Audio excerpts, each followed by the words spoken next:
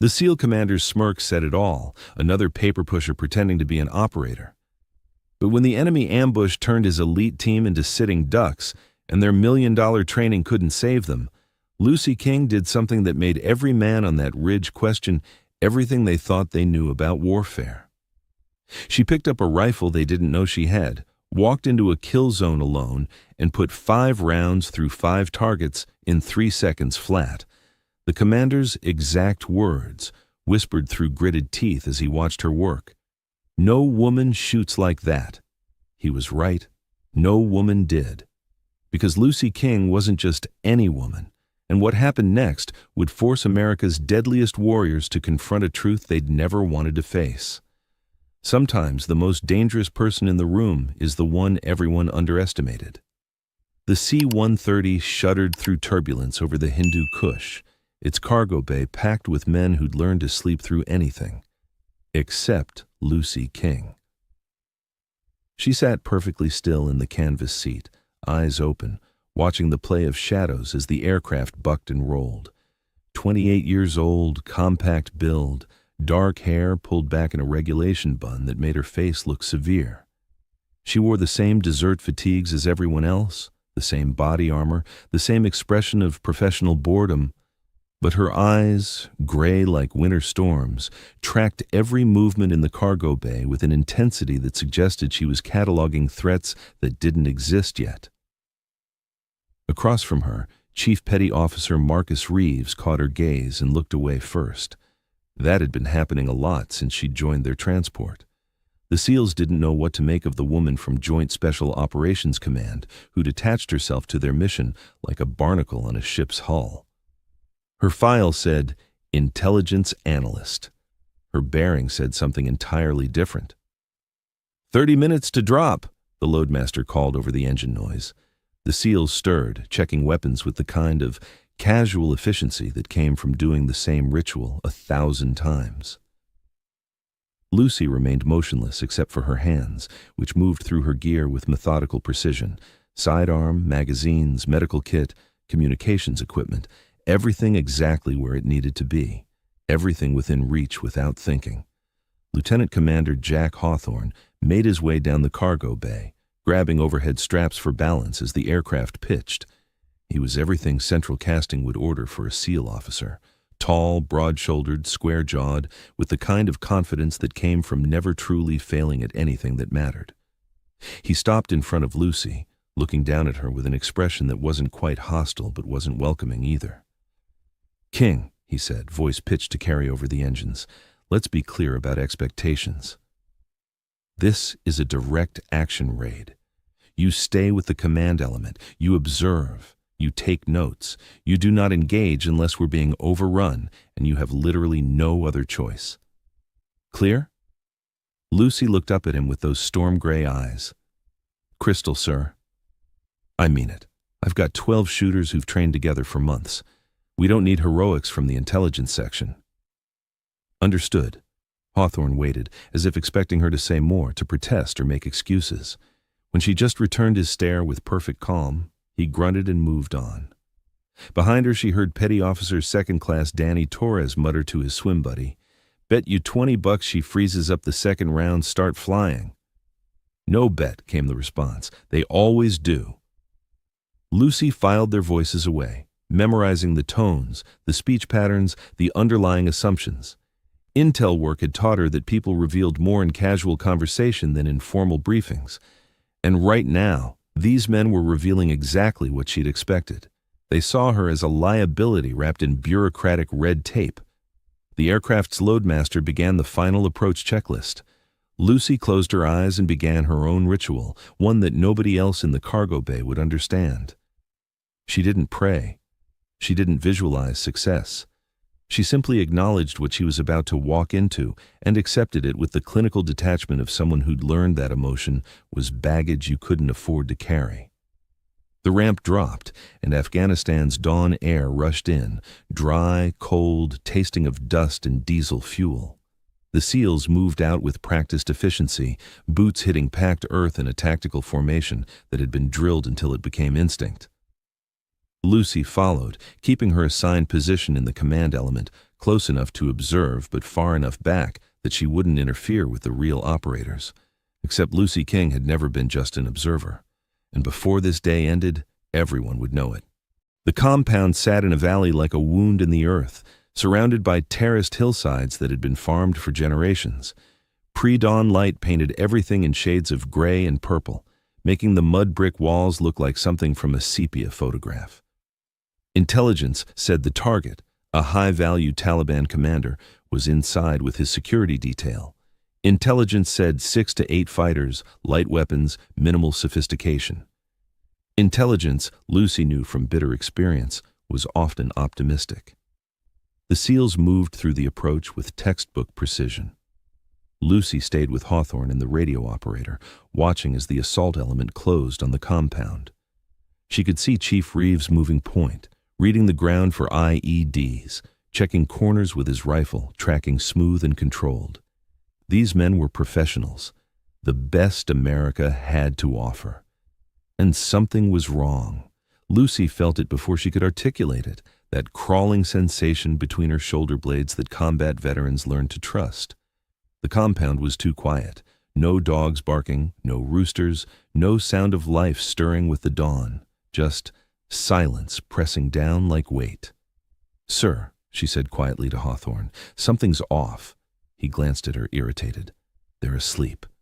We're here before Reveille, that's the point. No dogs. Rural Afghanistan, no dogs. Maybe they ate them." "King, I need you to—" The first explosion shattered the dawn silence like glass, not inside the compound, behind it. A massive IED that had been buried in the approach route, timed to detonate after the assault element passed, but while the support element was still in the kill zone. Lucy felt the shockwave punch through her chest as a column of flame and smoke erupted from the hillside. Men were down, screaming. The radio came alive with frantic calls for corpsmen, for situational reports, for someone to explain what the hell just happened. And then the shooting started. Not from the compound, from the terraced hillsides, from positions that had been prepared, fortified, turned into fighting positions by someone who understood exactly how American Special Operations Forces conducted raids. Muzzle flashes sparkled like malevolent stars as automatic weapons fire raked the valley floor. The ambush was perfect. The SEALs had walked into a trap designed specifically for them, and now they were pinned in a kill zone with wounded men and no cover. Hawthorne was shouting into his radio, trying to coordinate a response, trying to get his scattered team to rally. Lucy watched with cold calculation as rounds kicked up dust around their position. She counted muzzle flashes, estimated ranges, identified the enemy's probable command element based on which positions fired in coordinated bursts. Her hand moved unconsciously to her sidearm, then stopped. Not yet. Not unless absolutely necessary. A SEAL went down 10 meters to her left, clutching his leg where a bullet had found the gap in his armor. Another dragged him toward a low wall, rounds snapping past their heads with sounds like angry hornets. The firebase was supposed to provide overwatch. Where the hell was the firebase? "Outpost Delta is under attack," the radio operator reported, his voice tight with stress. "Heavy contact." "They can't support." Of course they couldn't. This wasn't an opportunistic ambush. This was a coordinated operation, hitting multiple targets simultaneously, designed to isolate and destroy an American Special Operations element. And it was working. Lucy keyed her own radio, speaking on the command frequency with calm that bordered on eerie. "Heathen 6, this is Cypher 7. Request immediate air support, coordinates to follow. Multiple enemy fighting positions, dug in. Estimate 30 to 40 combatants, prepared defenses." "Cypher 7, Heathen 6, be advised air assets are 20 minutes out. Can you hold?" Lucy looked at the chaos unfolding around her, at the SEALs fighting desperately against an enemy that held every advantage. 20 minutes might as well be 20 hours. "Negative, Heathen 6, we need it now." "Working at Cypher 7, stand by." Standing by wasn't an option. Another SEAL went down, this time not getting back up. The corpsman who tried to reach him took fire that forced him back into cover. Lucy could see the enemy commander now, or at least where she thought he was, based on which position was controlling the other's fire. A terraced position halfway up the hillside, perfect angles into the valley, hardened against counter-battery fire. Chief Reeves made it back to the command element, breathing hard, a cut above his eye leaking blood down his face. "Sir, we're getting torn apart. We need to move, need to find cover, something." "There is no cover," Hawthorne snapped. "It's all kill zone. They planned this perfectly." "Then we die here?" Torres demanded, his earlier swagger replaced by the sharp edge of fear. Lucy stood up. Just stood up, calm as someone rising from a church pew. Every SEAL stared at her like she'd lost her mind. Standing in a firefight was how you got shot. Everyone knew that. Everyone except Lucy King, who was already moving toward a low berm that provided marginal cover and a sightline to the enemy positions. "King, get down!" Hawthorne roared. She ignored him. Her hand went to the small of her back beneath her vest and produced a weapon that definitely wasn't standard intelligence analyst issue. The rifle was compact, black, custom-modified in ways that spoke of very specific requirements. A suppressor that suggested someone wanted to work quietly. Optics that cost more than most cars. She deployed the bipod with one smooth motion and went prone behind the berm, cheek to stock, breathing already controlled. Through her scope, the enemy positions resolved with crystalline clarity. She could see muzzle flashes, see movement behind rock fortifications, see the heat shimmer rising from barrels that had been firing too long. "What the hell?" Reeves started. Lucy's first shot was nearly silent, just a suppressed crack barely audible over the ongoing firefight. On the hillside, a figure operating a PKM machine gun suddenly pitched backward, his weapon falling silent. The other SEALs didn't even realize what had happened until Lucy was already transitioning to her second target. The rifle cracked again, another fighter down. This one had been directing fire, coordinating the ambush from a protected position. He'd thought he was invisible, safe behind his stone breastwork. He'd been wrong. Lucy worked through targets with mechanical efficiency. Each shot was deliberate, calculated, final. She wasn't trying to suppress the enemy or make them keep their heads down. She was systematically removing them from the battlefield, one precise shot at a time. The kind of shooting that looked easy but required years of training, perfect understanding of ballistics, and the kind of cold nerve that most people never developed. The SEALs watched in stunned silence as their intelligence analyst transformed into something else entirely. Her shots were finding targets at ranges that should have been impossible with such a compact weapon.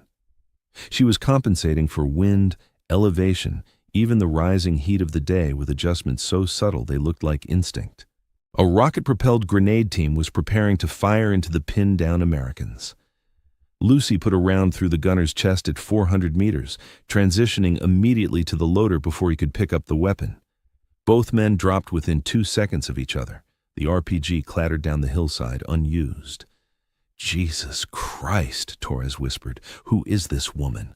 Hawthorne was watching through his scope, tracking Lucy's shots, seeing the enemy position collapse under fire from someone who wasn't supposed to be carrying a weapon, much less using it with this level of expertise. "King, what the hell are you?" She didn't answer. Her world had narrowed to the scope picture, to the gentle pressure of the trigger, to the rhythm of controlled breathing and precise trigger press. The enemy commander, or who she'd identified as the commander, was trying to reposition. She could see him moving between terraces, thinking he was concealed by the terrain. He was wrong about that, too. The shot was difficult. Moving target partially obscured at a distance where most shooters would have trouble hitting stationary paper. Lucy led him by exactly the right amount, squeezed when everything was perfect, and watched through her optic as the figure collapsed mid-stride. The effect on the remaining fighters was immediate. Without central coordination, their disciplined fire became sporadic, uncoordinated. Individual positions started making decisions based on survival rather than tactics. And survival meant withdrawing, getting away from the invisible death that was finding them no matter where they hid. Lucy fired 3 more times in quick succession, each shot finding a target who thought they were safely retreating. The lesson was stark. There was no safe retreat. not from her. "They're breaking," Reeves said, disbelief in his voice. "She's breaking them by herself." The firefight didn't end with dramatic finality. It just stopped. The enemy positions fell silent one by one, either because their occupants were dead or because they'd fled into the hills. The valley filled with an almost oppressive quiet, broken only by the moans of wounded men and the crackle of flames from destroyed equipment. Lucy saved her weapon and stood, showing no visible emotion. No satisfaction, no relief, no aftermath adrenaline shakes. She just stood there, weapon held ready, scanning for threats that no longer existed. Hawthorne approached slowly, like someone approaching a dangerous animal they weren't sure was tame. King. His voice was different now. No dismissal, no condescension. Something closer to awe mixed with apprehension. "What the fuck was that?" She looked at him with those gray eyes. "That was me keeping your team alive, sir." "Intelligence analysts don't shoot like that. Nobody shoots like that. I'm not really an intelligence analyst." "No shit. So what are you really?" Lucy ejected her magazine, checked the chamber, then reloaded with movements that spoke of thousands of repetitions. "The person they send when intelligence isn't enough. The person they send when they need someone who can read a situation and fix it. The person," she paused, meeting his gaze directly, "they send when they need targets eliminated, and nobody can know who did the eliminating." The silence that followed was heavy with implications. Reeves broke it, his voice carrying across the valley. "We've got wounded who need immediate evacuation, and we need to police this area before someone higher up the food chain decides to hit us with mortars." Hawthorne was still staring at Lucy. "How many did you get?" 17 confirmed. Maybe 3 more that I'm not certain about." 17. He said it like he was testing the word. "In how many minutes? Does it matter?"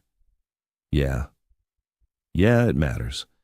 Because I've been doing this job for 12 years, and I've never seen anyone shoot like you just did. The question I'm asking myself is whether you're an asset or a threat." Lucy slung her rifle across her chest. "Right now, Commander, I'm the reason your men are going home alive. That's all that should matter." She walked away, heading toward where the corpsman was working on wounded SEALs, leaving Hawthorne standing alone with thoughts that he'd probably never fully process. Behind him, Torres and his swim buddy were having a quiet conversation. "Did you see that shit?" "I saw it. I don't believe it, but I saw it." "Who the hell is she?" "Someone way above our pay grade, brother. Way above." The sun was higher now, burning away the morning chill, painting the valley in harsh light that revealed every detail of the firefight. Spent brass littered the ground, blood stained the dust. And in the middle of it all, Lucy King moved among the wounded with calm efficiency, helping the corpsman stabilize men for evacuation. She didn't look like a cold-blooded killer who'd just eliminated 17 enemy fighters with clinical precision. She looked like exactly what her file claimed, an intelligence analyst doing her job. But everyone who'd witnessed what happened in this valley now understood a simple truth. Files lied, appearances deceived, and the most dangerous people were always the ones you never saw coming. The Chinook helicopter's rotors beat the air into submission as it touched down in a swirl of dust and debris. The wounded went aboard first, strapped into litters or walking with assistance depending on their injuries.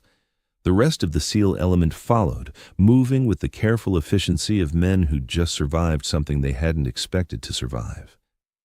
Lucy was the last one to board. She stood at the edge of the landing zone, weapons slung across her chest, scanning the ridgelines one final time, looking for threats that might still materialize, looking for survivors who might want revenge, looking, because that's what you did when you were the person responsible for killing 17 men before breakfast. Hawthorne grabbed her arm as she reached the helicopter's ramp, not roughly, but firmly enough to stop her forward movement. "We need to talk when we get back, full debrief. I'll provide a written report." "I don't want a written report. I want to know who you really work for and what the hell you were doing on my operation."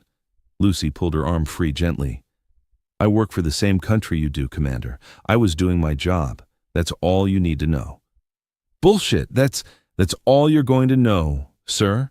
She emphasized the rank without making it sound like mockery, though it came close. Now let's get these wounded to medical attention before we have this conversation again. The flight back to the forward operating base took 40 minutes.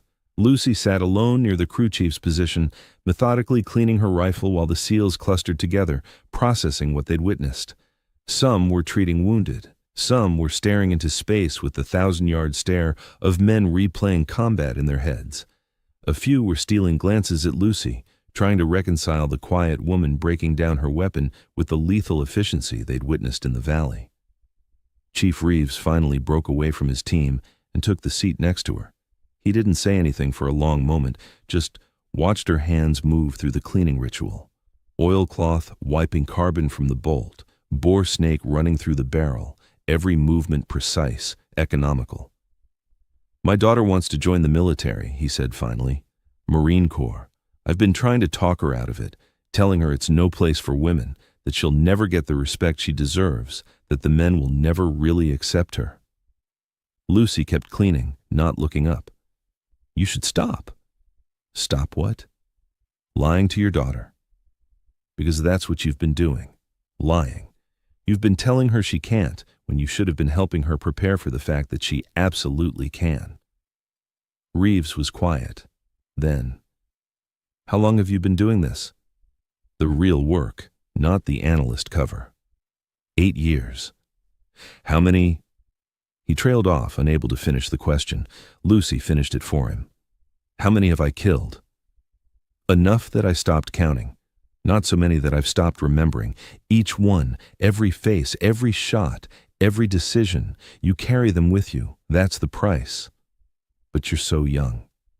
"Old enough." She finally looked at him. "Your daughter. If she wants to serve, help her, train her, prepare her. Don't lie and tell her she can't do something just because it's hard.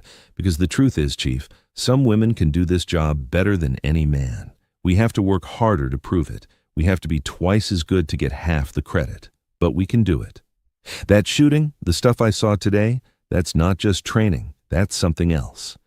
That's what happens when you take someone with the right aptitude and give them unlimited ammunition, unlimited training time, and instructors who don't care about anything except making you the best possible version of yourself."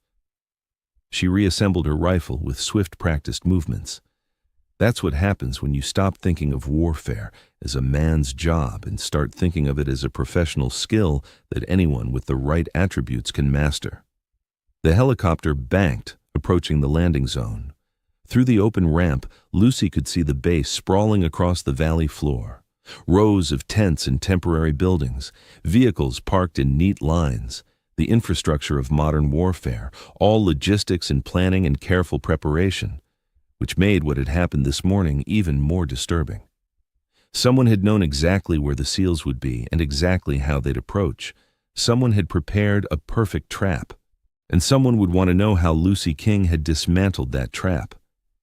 The landing was controlled chaos. Medical personnel rushed toward the wounded. Officers appeared to take reports.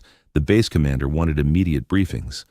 Lucy slipped away in the confusion, heading toward the intelligence section's workspace with her rifle broken down and secured in its case. She'd written her reports before. She knew how this would go. She'd gotten maybe 50 meters when a voice stopped her cold. Captain King. Not Lucy. Not King. Captain King, with full rank. She turned to find a man in civilian clothes standing beside a black SUV that definitely didn't belong on a forward operating base. He was in his 50s, fit in the way that suggested he'd once been operational and hadn't let himself go completely soft. His eyes were hard and knowing. "Mr. Harrison," she said neutrally, "walk with me." It wasn't a request. She fell into step beside him as they moved away from the main base activities toward a corner where shipping containers had been stacked to create privacy. When they were alone, Harrison turned to face her. "I had 16 separate intelligence feeds telling me that operation was going to be a clean kill. Target in place, minimal security, textbook raid. And instead, it turned into the kind of cluster that gets congressional hearings. The intelligence was compromised. No shit. The question is how and by whom. But that's not why I'm here." He studied her with those hard eyes. "I'm here because you violated your cover. You were supposed to observe, take notes, provide real-time intelligence updates, not engage in direct action that resulted in—" He checked a tablet he pulled from his jacket. 17 enemy KIA attributed to a single shooter. Lucy stood perfectly still. "Would you prefer those 17 KIA to be American instead?" "I'd prefer you to follow orders. Your job was to maintain your cover as an analyst while gathering intelligence on SEAL Team operational protocols. That's why we inserted you. That's what you were supposed to do." "My job is to keep Americans alive. That's what I've always been told." "Your job is what I tell you it is." Harrison's voice hardened. "You're not a SEAL. You're not a Ranger. You're not even officially military anymore. You're an asset. A tool we use when conventional options won't work, and tools that act independently tend to get locked away. Are you threatening me?" "I'm reminding you that there are consequences for going off script. The operation you were observing has now been completely compromised. Every man on that team knows there's something unusual about you. They'll talk, they'll speculate, and eventually someone will start asking the kind of questions that lead to answers we don't want them finding." Lucy shifted her weight slightly, a movement so subtle that most people wouldn't have noticed. But Harrison noticed. He was trained to notice, and he took half a step back, suddenly aware that he was having this conversation with someone who'd killed 17 men before lunch and hadn't even broken a sweat. "So what happens now?" Lucy asked. "Now you write your report. You explain that the enemy positions were already compromised by airstrikes before you arrived. You explain that you provided intelligence support that enabled the SEALs to effectively engage targets. You explain everything except the part where you personally killed half the enemy force. You want me to lie. I want you to maintain operational security. There's a difference." Lucy considered this. She'd known this conversation was coming the moment she'd picked up her rifle. Every operation had its consequences, every decision its price. "And if I refuse, then you'll find yourself reassigned to a desk in a basement in Virginia, analyzing satellite photos of empty desert. Is that what you want? To be put on a shelf while other people do the real work?" He had her, and they both knew it. Lucy King was many things, but she wasn't someone who could sit behind a desk while Americans died in the field. That was her weakness, and Harrison knew exactly how to exploit it. "I'll write the report," she said finally. "Good. And King, next time you're inserted into an operation, remember what you're there for. Observation, analysis, support, not heroics." He walked away, leaving Lucy standing alone among the shipping containers.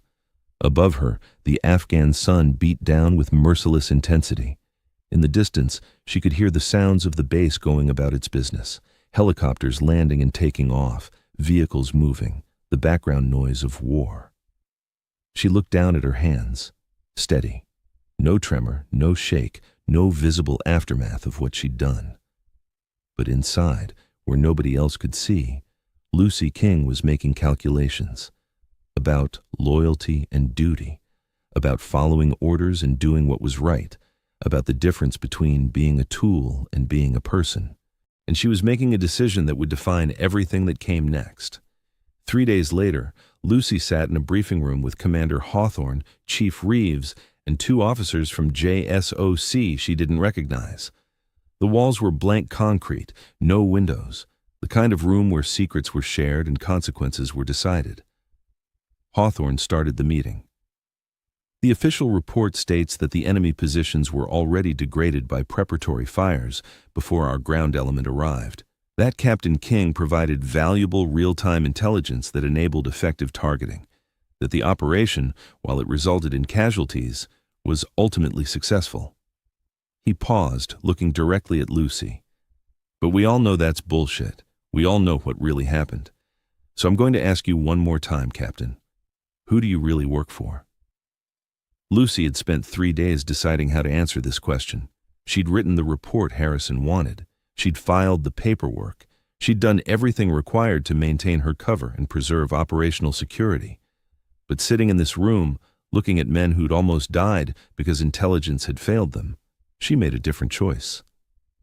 "I work for an organization that doesn't officially exist," she said. "We identify situations where conventional military responses are either impossible or inadvisable. We insert assets, people like me, to resolve those situations through direct action while maintaining plausible deniability for the United States government." "Assassins," one of the JSOC officers said flatly. "Problem solvers. The targets are always verified, always legitimate threats to American lives or interests. But sometimes those threats are in places where we can't officially operate. Sometimes they're protected by diplomatic immunity or political considerations. Sometimes they're just too dangerous to approach through normal channels." Reeves leaned forward. "So you're what? A ghost? A myth? One of those operators that everyone hears about but nobody's supposed to believe in?" "I'm someone who's been given very specific training and very specific authorities to do a very specific job. That job is keeping Americans alive when all the normal rules make that impossible." Hawthorne was processing this, his expression cycling through disbelief, anger, and finally a kind of resigned acceptance. And the valley? That ambush was perfect because someone in the Afghan security forces tipped off the Taliban. They knew we were coming, knew our approach routes, knew our tactics. It was supposed to be a massacre. Instead, it turned into a lesson about underestimating the wrong person. "You saved our lives." "I did my job." "No." Hawthorne shook his head. "You went way beyond your job. You risked exposure, risked your cover, risked whatever mission you were really on, to save a bunch of SEALs who'd spent the entire flight treating you like you didn't belong. Why?" Lucy was quiet for a long moment. Then, "Because that's what we do. We keep Americans alive, even when they don't know we exist, even when they wouldn't approve of our methods if they did know. We stand in the shadows, and we do the ugly work so that people like you can do the heroic work in the light. That's the deal we made. That's the burden we carry." The room was silent. Finally, one of the JSOC officers spoke up. "This conversation never happened. This briefing never occurred. As far as official records are concerned, Captain King provided intelligence support. That's all. Clear?" Everyone nodded. "Good. Because if word gets out that we've got assets operating outside normal chains of command, conducting lethal operations on American authority but without official oversight, there will be investigations, there will be congressional hearings, there will be criminal charges, and everyone in this room will be caught in that net." They filed out one by one. Hawthorne lingered, waiting until it was just him and Lucy. "For what it's worth, I was wrong about you. Completely, totally wrong. Most people are. Is it lonely? Being that person? Being someone nobody's supposed to know about?" Lucy considered the question. "Sometimes. But then I think about the SEALs who went home to their families because I was there. I think about the attacks that never happened because someone like me was in the right place at the right time. And I remember why I do this. Will I see you again? Probably not. People like me don't stick around. We move, we adapt, we disappear. That's how we stay effective." She stood, gathering her minimal gear. Hawthorne watched her prepare to leave, this woman who'd saved his team and disappeared into mythology before his eyes. "King? One last thing." She paused at the door. "Thank you for my men, for keeping them alive." Or, "You're welcome, Commander. Now do me a favor." "What's that?" "Stop underestimating people based on what they look like or what their files say, because the most dangerous people are always the ones you never see coming. Remember that, and you might live long enough to make Admiral." She walked out, leaving Hawthorne standing alone in the empty briefing room. 6 months later, in a different country, conducting a different operation, Lucy King sat in an observation post, watching a target house through high-powered optics. The mission was simple: identify, confirm, eliminate. The kind of work that never made the news, never generated medals, never appeared in official records.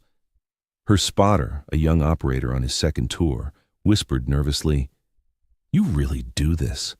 Just sit here and wait for someone to give you a shot, then take it, then disappear? That's the job. Doesn't it bother you? Killing people from distance, without them even knowing?"